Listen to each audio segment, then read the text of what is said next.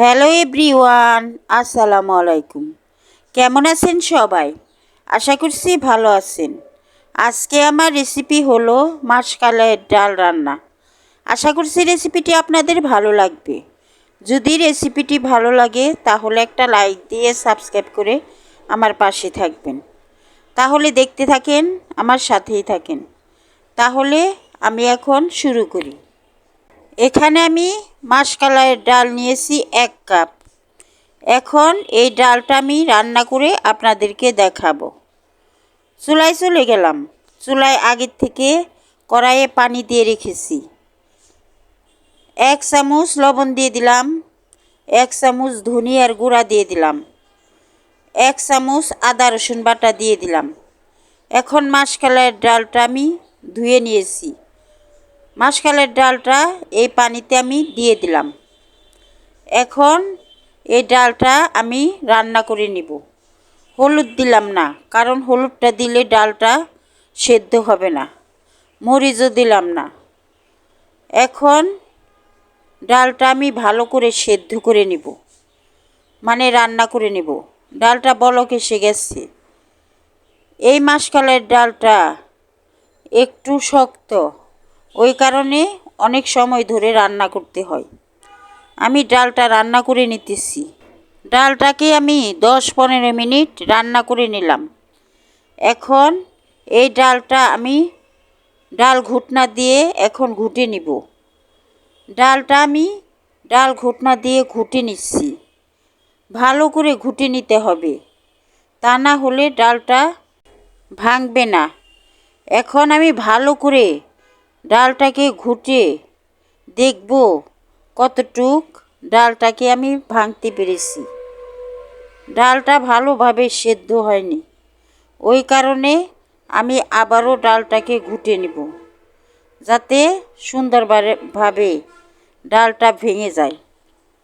আমি ডালটাকে আবারও ঘুটনা দিয়ে ঘুটে নিচ্ছি।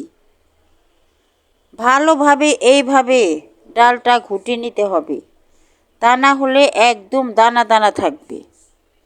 আমি ডালটা ঘুটে নিলাম ভালোভাবে। এখন এর মধ্যে আমি হলুদ দিয়ে দিব। হলুদটা দেওয়ার পর এর মধ্যে আমি কয়েকটা কাঁচামরিচ দিয়ে দিলাম।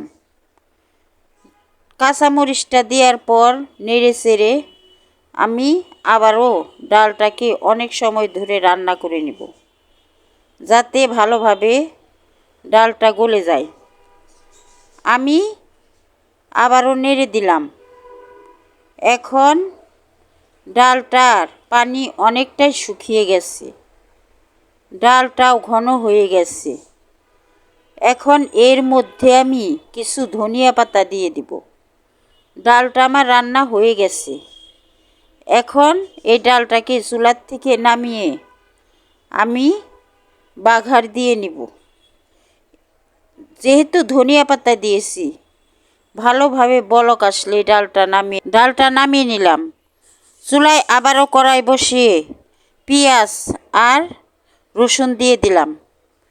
এখন এর মধ্যে তেল দিয়ে দিব। পেঁয়াজটা ভেজে নিব, মানে ডালটাকে আমি এই পেঁয়াজ দিয়ে বাঘার দিব। তেল দিয়ে দিলাম। এখন পেঁয়াজটা নেড়ে চেড়ে আমি ভেজে নিব। 3টা তেজপাতা দিয়ে দিলাম। তেজপাতা দেওয়ার পর পেঁয়াজটাকে নেড়ে দিলাম। এইভাবে পেঁয়াজটা আমি লালচে কালার করে ভাজবো, মানে বাদামি কালার করে ভেজে নিব। বাদামি কালার পেঁয়াজটা হলে আমি বাঘার দিয়ে নিব ডালটাকে। পেঁয়াজটা প্রায় ভাজা হয়ে গেছে, কালারটাও চলে আসছে। এখন এর মধ্যে আমি যে মাশকালাইয়ের ডালটা রান্না করে রেখেছি তা দিয়ে দিলাম। ডালটা দেওয়ার পর আমি ডালটাকে নেড়ে দিব। যতক্ষণ না ডালটা বলক আসে ততক্ষণ আমি চুলার থেকে নামিয়ে নেব না। ডালটা বলক আসলেই আমি চুলার থেকে নামিয়ে নেব। ডালটা বলক এসে গেছে, ডালটা আমার রান্নাও হয়ে গেছে। এখন আমি এই ডালটাকে চুলার থেকে নামিয়ে নিলাম। একবার এইভাবে মাসকালের ডাল রান্না করে খেয়ে দেখেন, আশা করছি আপনাদেরও ভালো লাগবে। এই শীতের মধ্যে মাসকালের ডাল খেতে দারুণ লাগে। যদি আমার রেসিপিটি ভালো লাগে তাহলে একটা লাইক দিয়ে সাবস্ক্রাইব করে আমার পাশে থাকবেন। আল্লাহ হাফেজ।